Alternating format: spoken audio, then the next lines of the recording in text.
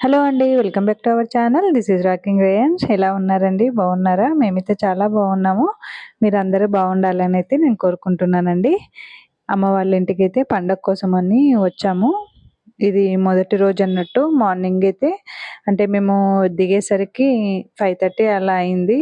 అందుకే ఇక పడుకోవడం కాలేదు. వెంటనే ఇక ఫ్రెష్ అప్ అవ్వడం అయితే అలా మొదలు పెట్టాను అన్నట్టు పనులైతే.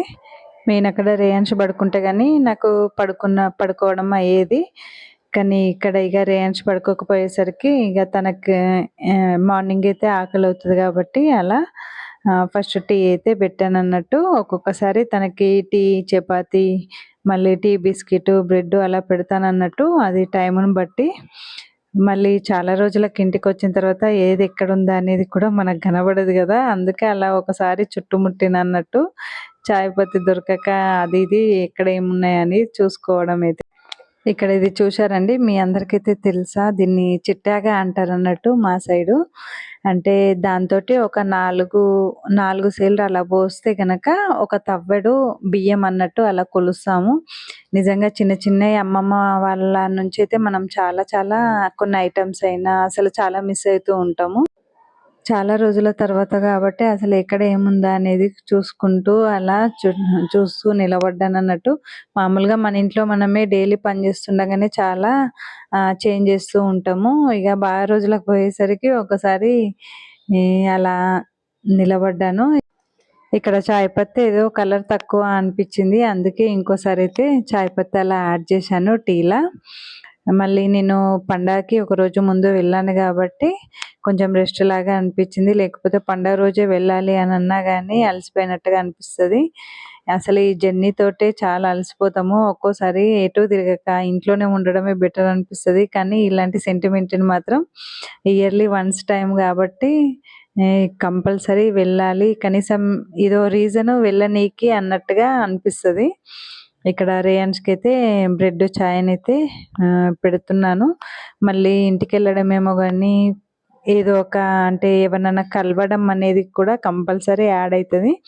అందుకే ఒకరోజు ముందే పండగ ముందు రోజే అలా ఇంటికి వెళ్ళాను.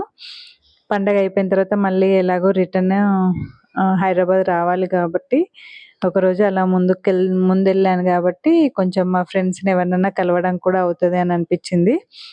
అలా ఈరోజైతే మా ఫ్రెండ్స్ వాళ్ళ ఇంటికైతే బయలుదేరాము రేయాన్స్ నేను. అసలు నైట్ కూడా జర్నీలో నిద్ర డిస్టర్బెన్సే ఉంటుంది. కాకపోతే ఇక వాళ్ళని కలవాలి అని అనుకున్నాను కాబట్టి కలిసేసి వస్తే ఒక పని కూడా అయిపోతుంది అన్నట్టుగా అలా అనిపించింది. అందుకే మార్నింగే ఇక వెంటనే చాయ్, బ్రెడ్ అలా టిఫిన్ లాగా చేసేసుకొని అయితే ఫ్రెష్ అప్ అయితే అయ్యామన్నట్టు. రేయాన్స్ కూడా చాలా అలసిపోయిండు. నైట్ జర్నీ అంటే పడుకోవడమే కానీ ఎంతైనా ఇంట్లో పడుకున్నట్టుగా స్లీపర్ కోచ్లో కూడా అలా నిద్రపోలేరు. పిల్లలకి డిస్టర్బెన్సే ఉంటుంది జర్నీ అంటే. అందుకే నేను ఏదైనా వెళ్ళాలి, కలవాలి అనే ప్లాన్ ఏమన్నా ఉంటే ఒకరోజు ముందే అవన్నీ చేసుకుంటాను. పండగ అయిపోయాక పండగ తెల్లారే అయినా కానీ నేను రెస్ట్లోనే ఉంటా. ఎందుకంటే మళ్ళీ ఇక్కడికి వచ్చి మనమే పని చేసుకోవాలి అన్న ఫీలింగ్ వస్తుంది కాబట్టి ఇక ఒకరోజు ముందే వాళ్ళని అందరినీ ఏమన్నా కలవాలి, అమ్మ అంటే చుట్టాలైనా బంధువులైనా కలవాలి అన్నా కానీ అలా కలుస్తాను అన్నట్టు. తర్వాత ఇక్కడనైతే రెడీ అయిపోయాము. ఆటో కోసం వెయిటింగ్. అప్పటి వరకు ఇక రేయాన్స్ని రెడీ చేసిన తనకు కూడా అసలు మబ్బు మబ్బుగా ఉన్నాడు. ఇక మార్నింగ్ ఇక ఉప్మా టిఫిన్ అలా చేసేసుకొని అయితే బయలుదేరాము. మళ్ళీ రేపటి ప్లాన్ అయితే రాఖీ పూర్ణం కాబట్టి ఏమన్నా స్వీట్ డబ్బా అలాంటివి కూడా కొనొచ్చు అన్నట్టు కూడా అలా మార్కెట్కి అయితే వెళ్ళామన్నట్టు.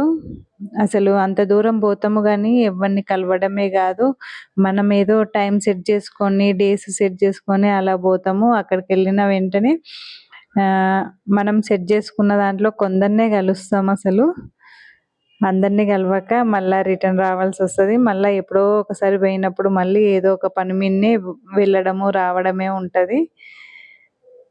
ఇక్కడ రేయాన్స్ కూడా అసలు రెడీ అయిపోయి అటు ఇటు తిరుగుతున్నాడు అసలు ఆటో రాక.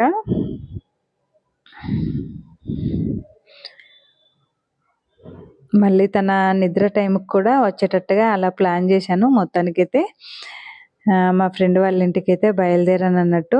ఇవన్నీ అసలు చూస్తూ ఉంటే మార్కెట్‌ని చూస్తూ ఉంటే చిన్నప్పుడు తిరిగినయన్నీ గుర్తొస్తది గదా! అలా మొత్తానికి మా ఫ్రెండ్ వాళ్ళ ఇంటికెళ్ళానన్నట్టు. యాక్చువల్‌గా మా ఫ్రెండ్ డెలివరీ అయింది. ఎలాగో ఎళ్ళాను గాబట్టి, ఇగ డెలివరీ అయింది గాబట్టి వెంటనే చూసి రావడం అయింది. ఎలాగో పర్టిక్యులర్‌గా వాళ్ళని చూడనీకైతే మనం వెళ్ళలేము. వెళ్ళినప్పుడే ఇలాంటియి కొన్ని కవర్ జేస్తాను.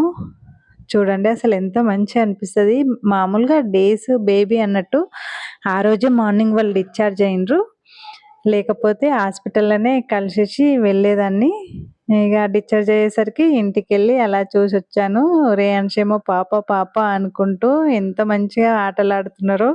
నిజంగా మొన్నటి వరకు రేయాన్ష్ చిన్న బాబులాగా అనిపిచ్చేది. ఇప్పుడు రేయాన్ష్ కంటే చిన్న చిన్న పిల్లల్ని చూస్తే పాప పాప అని వాళ్ళతోటి భలే ఆట ఆడుతున్నాడు. అసలు పిల్లలయ్యాక మళ్ళీ వేరే చిన్న చిన్న పిల్లల్ని చూస్తే భలే ముచ్చట అనిపిస్తాయి గదా! అన్నీ గుర్తొస్తాయి అన్నట్టు. మన పిల్లలు ఇలా ఉండే గదా! అన్నట్టు మన పిల్లల మీద అన్నీ గుర్తు తెచ్చుకుంటా ఉంటాం గదా! కొద్దిసేపు ఆ పాపతోటైతే ఆడుకున్నాడు. అలా కొద్దిసేపు అలా మాట్లాడైతే నేను మళ్ళీ రిటర్న్ ఎళ్ళాము. తొందరగానే ఎళ్ళాల్సొచ్చింది. ఎందుకంటే రేయాన్ష్‌కి కూడా ఆకలవుతుంది అన్నట్టుగా. అక్కడికెళ్ళిన తర్వాత వెంటనే మా అక్క వాళ్ళ ఇంటికెళ్ళామన్నట్టు. అక్కడ ఇద్దరం మంచిగా తినేసి మంచిగా పడుకున్నాము ఫస్ట్. అందుకే ఇప్పుడు ఇంత యాక్టివ్‌గా ఉన్నాము. రేయాన్ష్ కూడా చాలా యాక్టివ్‌గా కనబడుతుండు. కాకపోతే కొంచెం అలసిపోయాడన్నట్టు. అందుకే ఇక వెంటనే ఇంటికెళ్ళిపోయాము.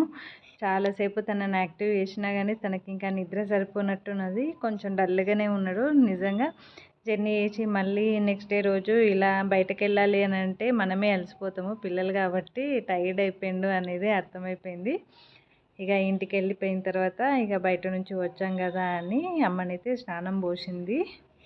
ఇంటికెళ్ళాం గదా! బయట నుంచని ఇక అమ్మనైతే రేయాన్ష్‌కి స్నానం పోస్తుంది. అసలు అమ్మమ్మ వాళ్ళ ఇంటికెళ్ళినా, నానమ్మ వాళ్ళ ఇంటికెళ్ళినా ఇదో సెంటిమెంట్ గదా! అమ్మమ్మ స్నానం పోసింది అనేది. ఇక్కడ స్నానం పోసేటప్పుడు మా తమ్ముడు అలా గిల్లుతున్నాడు అన్నట్టు. అందుకే రేయాన్ష్ అలా నవ్వుతున్నాడు. మొత్తానికి స్నానం అక్కడ అయిపోయి ఇద్దరమైతే ఫ్రెష్ అప్ అయిపోయాము. ఇది నైట్ టైం అన్నట్టు చపాతీ పిండి అయితే తడుపుతున్నాను. అసలు ఏ పని చేయనియట్లేడు. దగ్గరనే ఉంటుండు. పిల్లలు ఆడుకునేటప్పుడు ఆడుకుంటుండు. మళ్ళీ లోపలికొచ్చి ఇలా సతాయిస్తున్నాడు. ఇక నైట్ అయితే ఇక్కడ వంట చేద్దామని అయితే ప్రిపేర్ అవుతున్నాను. రేపు మార్నింగ్ మనకు అంటే రాఖీ పౌర్ణమి కాబట్టి మధ్యాహ్నం నుంచి బాగుంది అని అన్నారు.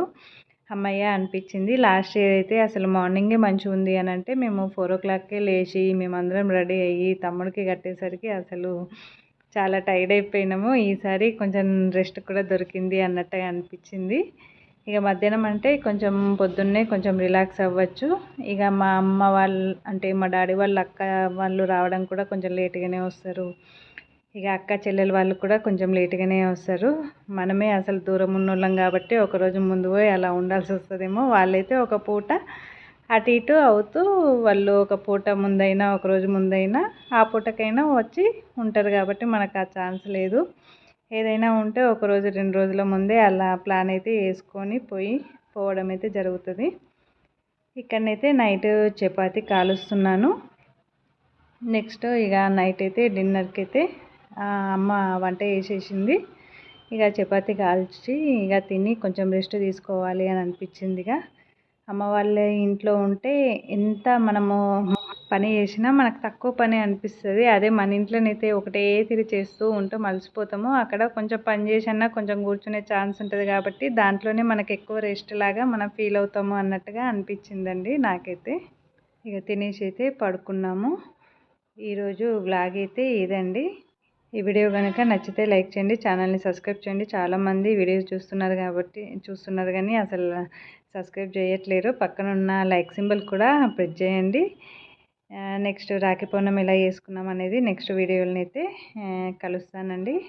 ఈ వీడియో నచ్చితే కనుక నా ఛానల్ని అయితే సబ్స్క్రైబ్ చేయండి. ఓకే అండి, బాయ్ బాయ్, గుడ్ నైట్.